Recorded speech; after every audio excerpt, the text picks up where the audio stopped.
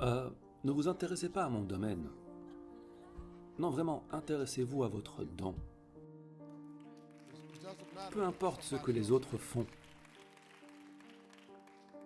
Le fait de trouver votre chemin dans la vie n'est pas une recherche extérieure, c'est une recherche intérieure. Car Dieu vous a équipé au moment où il vous a donné naissance. Dieu vous a équipé à la naissance avec ce dont vous aviez besoin. Il vous a tous donné un don, à vous tous.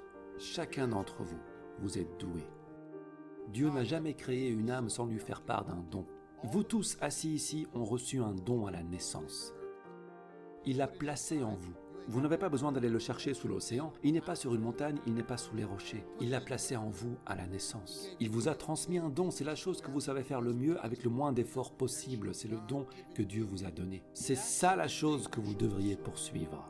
L'Écriture dit « Vos présents vous élargiront la voie et vous mettront en compagnie d'hommes importants. » C'est ce que votre don fera pour vous. Tout ce que vous faites d'autre n'a rien à voir avec ce pourquoi Dieu vous a créé. Et si vous êtes malheureux de votre vie, si vous n'avez pas encore compris votre vie, si vous pensez que la vie n'a pas que ça à vous offrir, c'est car la seule raison pour laquelle vous vous posez cette question, c'est car vous ne vivez pas à travers votre don. Une fois que vous aurez découvert votre don, c'est là que se trouvera votre plus grande chance de succès. C'est ce que Dieu vous a donné, il vous en a équipé. C'est juste que vous avez arrêté de voir le fait de courir, sauter, chanter et danser comme des dons. Le babysitting est un don. Si vous êtes un étudiant intelligent, l'intelligence est un don. Si les gens viennent chez vous dans votre cuisine pour se faire coiffer au lieu d'aller à un salon de coiffure, vous faites de la coiffure, c'est votre don. S'ils ne peuvent pas vendre leur pâtisserie sans vos tartes et vos gâteaux, vous faites des tartes et des gâteaux mieux que tout le monde, alors c'est votre don. Vous faites des tartes et des gâteaux. C'est votre don. Vous n'avez pas à y penser. C'est ce que vous faites. Arrêtez d'essayer de faire ce que d'autres font car ce n'est pas votre vie. Vous ne voulez pas y arriver de la même manière que moi. Si vous saviez le chemin que j'ai pris pour arriver ici, vous ne le prendriez pas. Si j'avais su le chemin par lequel j'aurais dû passer pour arriver ici, j'aurais changé mon destin il y a longtemps. Parce que je n'aurais jamais voulu passer par ce que j'ai traversé pour arriver là où je suis aujourd'hui. C'est pourquoi Dieu ne vous le révèle pas.